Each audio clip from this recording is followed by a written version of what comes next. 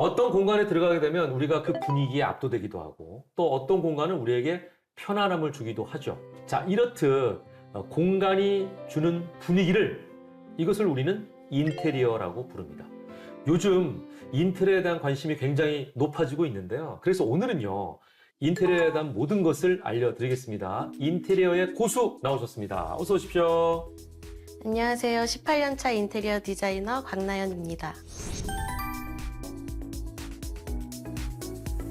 저도 또 누구나 다 인테리어에 관심이 많이 있을 겁니다. 보통 인테리어를 생각하면 인테리어 시공, 그러니까 공사하는 걸 떠올리잖아요. 그런데 지금 소개하신 고수님께서는 인테리어 설계와 디자인만 하고 계시다고 들었어요?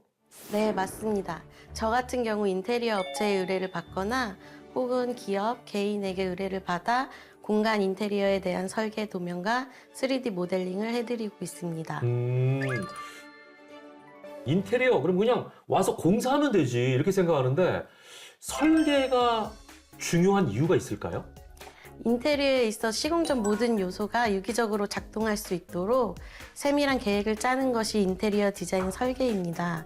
초기 단계에서 구체적인 설계를 진행해야만 시공 중 발생할 수 있는 문제를 미리 예방할 수 있고 결과적으로 시공의 완성도를 높일 수 있기 때문에 인테리어에 있어 가장 중요한 배경이라고 할 수 있겠죠. 그러네요.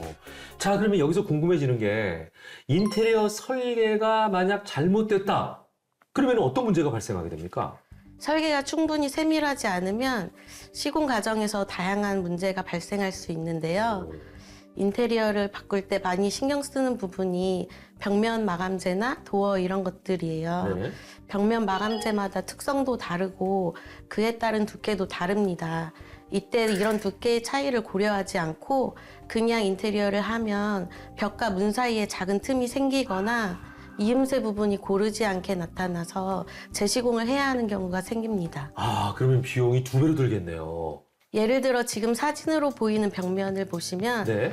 도어의 좌측 벽체는 타일 마감이고 도어 상부와 우측 벽체는 벽지 마감으로 이루어져 있는데요. 네.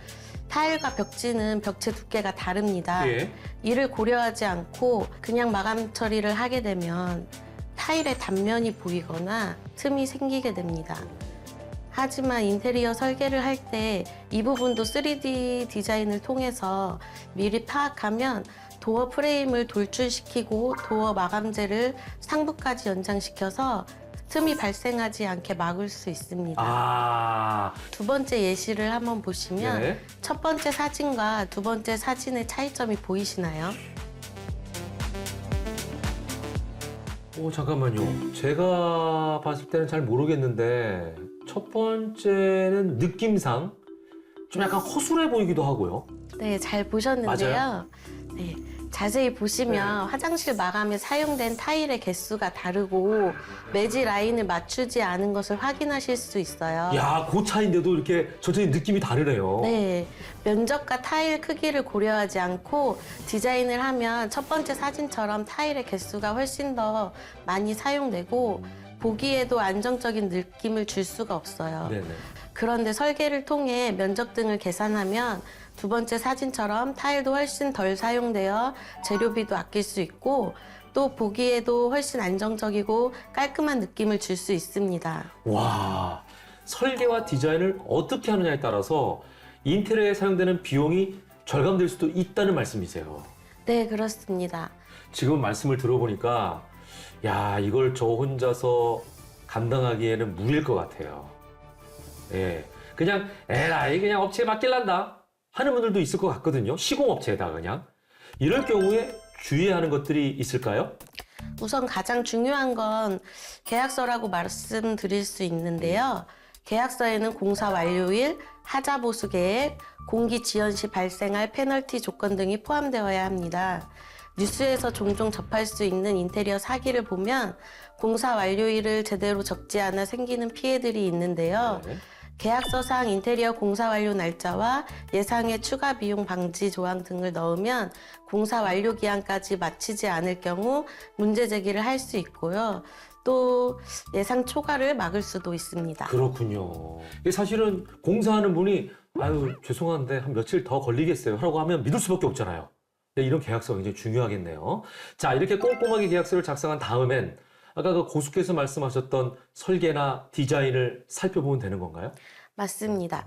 도면을 꼭 확인을 하시는 것이 좋은데요. 네네네. 제가 작업해 놓은 도면을 예시로 가져왔습니다. 네네. 한번 보시겠어요? 오, 좋죠, 좋죠.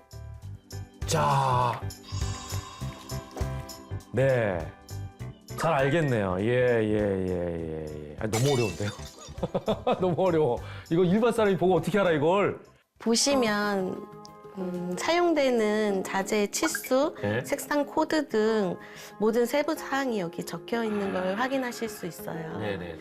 이런 식으로 도면이 제대로 적혀 있고 설계가 되어 있는지 그 설계상에 문제는 없는지 확인하시는 것이 좋습니다. 네. 제가 처음에는 있는 척 해보려고 이랬지만 이거 봐도 모르겠거든요. 무슨 얘기인지. 그래서 저는 도면 설계를 마친 후 3D 시뮬레이션으로 해서 보여드리거든요. 이렇게 되면 인테리어 공간에 대한 이해와 시공 전 예상치 못한 부분까지 검토할 수 있겠죠.